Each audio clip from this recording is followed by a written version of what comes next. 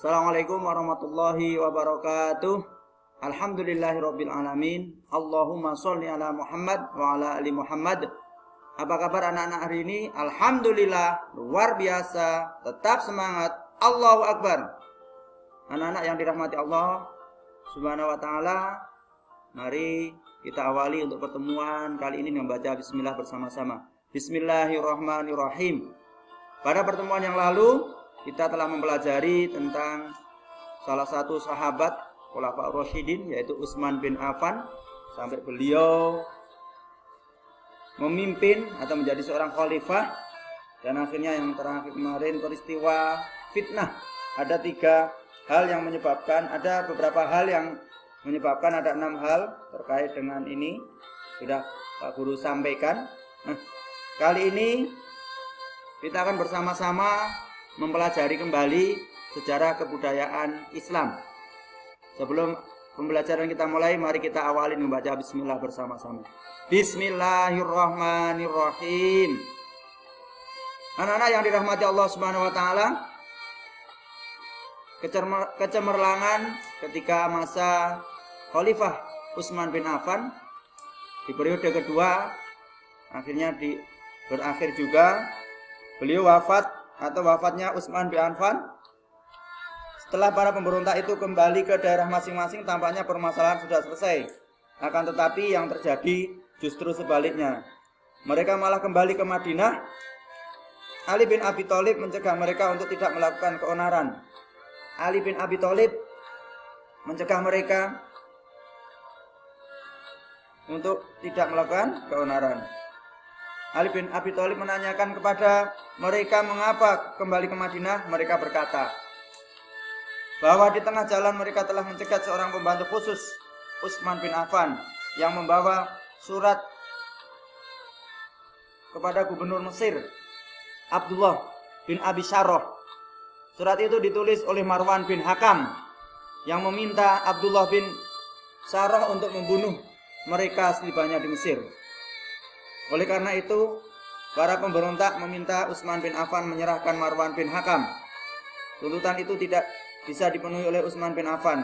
Mereka kembali mengepung rumah khalifah. Pada saat yang berbahaya itu, sahabat dan kerabat Utsman bin Affan telah meninggalkannya. Pada tanggal 17 Juni 656 Masehi atau 35 Hijrah, para pemberontak menyerbu rumah Utsman bin Affan. Mereka membunuh Utsman bin Affan yang tengah membaca Al-Quran.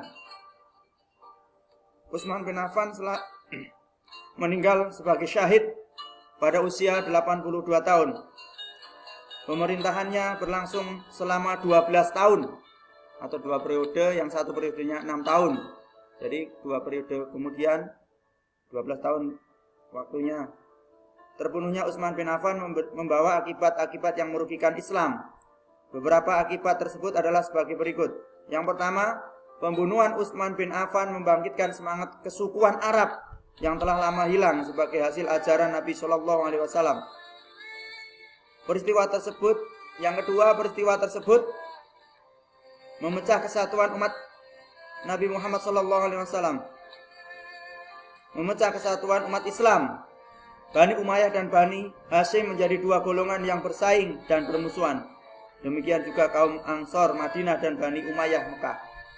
Yang ketiga, kota Madinah kehilangan kedudukannya sebagai pusat kekhalifahan. Posisi itu bergeser ke Kufah dan Damaskus. Kaum Ansor juga kehilangan kedudukan mereka dalam pemerintahan. Yang keempat, gerakan perluasan wilayah Islam mengalami kemunduran. Hal ini disebabkan kesulitan-kesulitan yang timbul dalam pemerintahan. Yang kelima, peristiwa ini menyebabkan pecahnya perang saudara dalam Islam. Perang saudara itu kemudian memunculkan golongan-golongan dalam Islam seperti Sunni, Syiah, dan Khawarij. Demikianlah pembunuhan Utsman bin Affan merupakan peristiwa yang sangat merugikan Islam. Utsman bin Affan termasyhur karena kesalehan dan kejujurannya.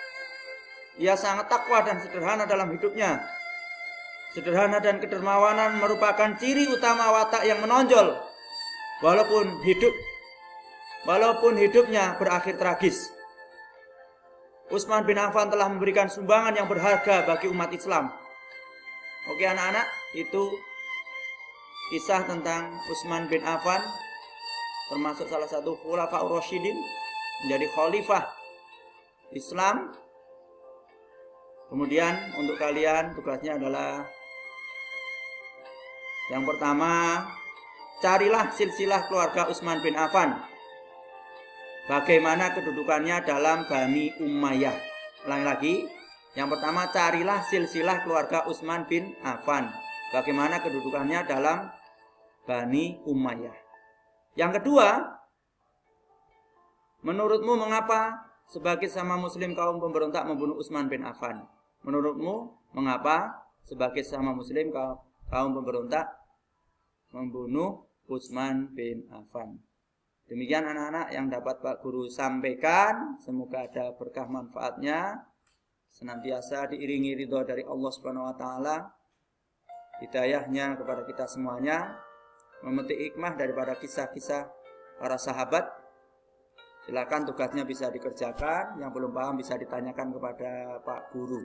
Mari kita akhiri untuk pertemuan kali ini dengan membaca hamdalah bersama-sama. Alhamdulillahirabbil alamin. Billahi fi sabilil haq wastabiqul khairat. Assalamualaikum warahmatullahi wabarakatuh.